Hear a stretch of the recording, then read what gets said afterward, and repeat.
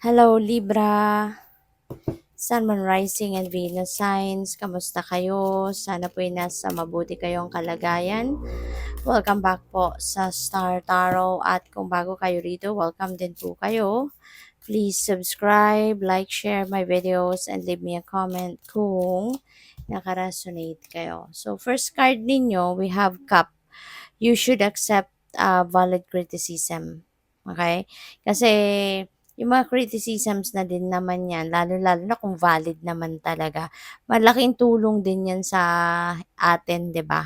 Kasi minsan may mga nagagawa tayo na hindi natin napapansin or hindi tayo aware of the effects sa ibang tao. 'Di ba?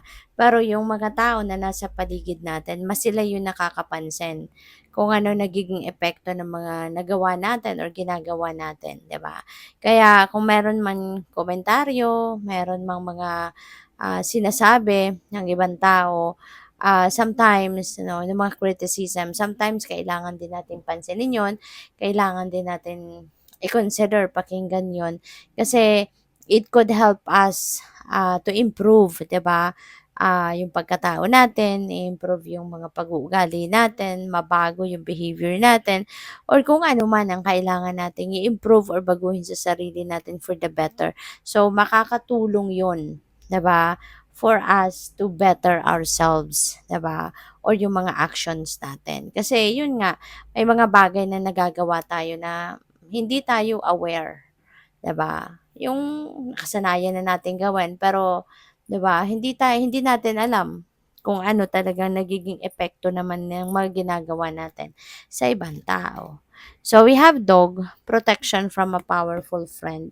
So pupuwedeng ano 'to, pupuwedeng meron kang kaibigan talaga na alam mo 'yun, masyado kang importante talaga sa kanya, tinuturing ka niyang tunay na kaibigan. Kaya pupuwedeng ano ka, pupuwedeng pinoprotektahan ka talaga niya, 'di ba? Or maaari din na, ano 'to, maaari din na, may mga consultations kang gagawin or ginagawa, um, sa mga professionals, puwedeng mga gano'n.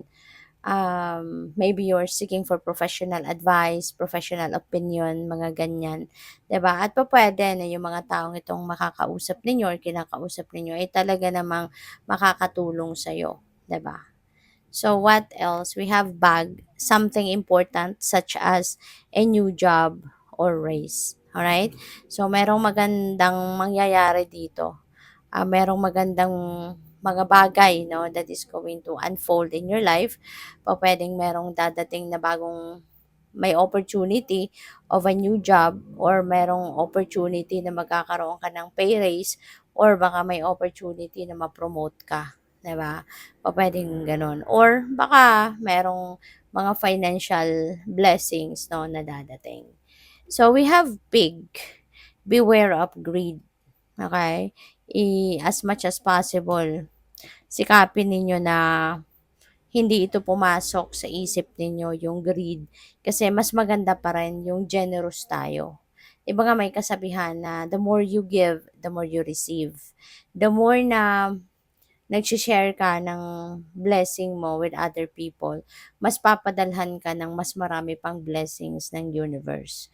Kaysa yung greedy, 'di ba? Maaaring kung ano na lang yung nakuha mo sa ngayon, baka yun na yun. 'Di ba? Maaaring pahirapan kung makakuha ka man ng mga blessing pa na iba, pahirapan, patagalan. Pero kung very ano ka, very generous ka, magaan sa loob mo ang magbigay, ang mag-share ng kahit ano man na meron ka, mas bibiyayaan ka pa ng universe ng mas marami pang ganyan, kung ano man ang binibigay mo at marami pang ibang bagay na pwede mo pang i-share sa iba. So what else? We have coins. Wow, Libra. Money will be coming to you. No? So po pwedeng yung pay raise na yan. 'Di ba? Or po pwedeng merong windfall of money. Po pwedeng merong winnings din dito naman na mangyayari. Kasi hindi natin alam kung saan to manggagaling. no? Money will be coming to you. Hindi specified kung anong panggagalingan ng perang ito. But anyways, regardless, no, kung sa papaanong paraan ito dadating, ipagpasalamat mo na lang ito, no? I-welcome mo na 'to sa buhay mo. Handa mo na yung sarili mo sa pagtanggap ng mga perang ito, 'di ba? Because that's a huge blessing. Increase in material wealth or spiritual growth. Wow. So, blessed ka. Marami ang dadating, material na bagay, pera, 'di ba? So, magiging maganda ngayon yung kalagayan ng inyong finances, no? Ang swerte mo ngayon, paparating or papasok ang pera. So, we have teapot, deep friendship with someone of the same sex. Alright? So, pwede na meron kang makikilalang bagong kaibigan sa ngayon na magiging super ka-close mo, no? Magiging close kayo ng taong ito. Possible din na meron kang kaibigan, no? Maaring dati mo na 'tong kaibigan na ngayon mas magde-develop pa ng mas magiging closer pa kayo, mas magiging malalim pa yung pagkakaibigan ninyo ng taong ito.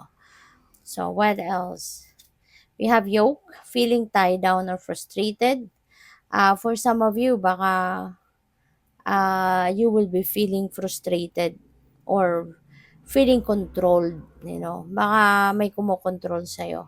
Baka yung parang hindi ka makagalaw, hindi ka makapagdesisyon ng gusto mo. Maaring, yun, maybe so frustrating, 'di ba? Para sa'yo ang sitwasyon. Pwedeng ganon.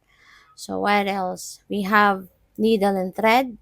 A sincere wish will be granted. So good for you. Good luck. And congrats. Kasi merong wish kayo na matutupad na. Merong wish na will be granted to you ng Divine Universe Libra. So, kung ano man yan, diba, na wish na ito sa'yo, pwedeng paparating na to, on the way na, diba? At kayo lang tanging nakakaalam niyan kung ano tong wish ninyo na ito. So, what else? We have older woman. Dealing sa relationship with an older woman. Baka yung perang ito manggagaling sa kanya, no? Baka pamana, regalo sa inyo, 'di ba? Pwedeng ganun. So, you will be dealing with an older woman around this time. Kayo na lang tanging nakakaalam niyan kung sino yan sa buhay ninyo. But, yeah, pwedeng may connection yan dito sa money or dito sa material wealth na paparating. Or baka siya yung magiging daan or siya yung magiging way, 'di ba? Para matupad mo yung wish mo. 'Di ba? Baka siya yung gagamitin ng universe para na matupad mo yung mga wish mo. So we have a rooster, an arrogant, boastful person you should not cross.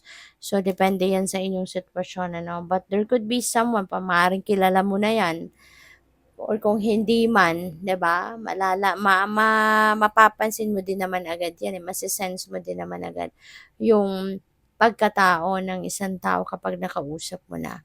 So, 'yun lang, 'wag kayong papaapekto sa kayabangan ng taong ito, 'di ba?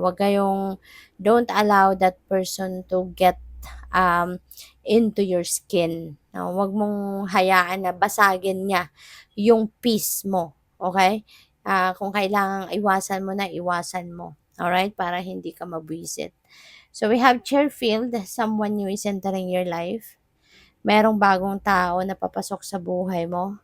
Someone is going to enter your life very soon, you know. So, kung sino man ito, pwedeng bagong ano yan. Baka bagong jowa, diba? Baka bagong baby, baka magkakaanak na kayo, ganyan. Or pwedeng bagong kaibigan, no? So, depende. But someone is entering your life. So, good luck. Thank you for watching. Love and light. Namaste.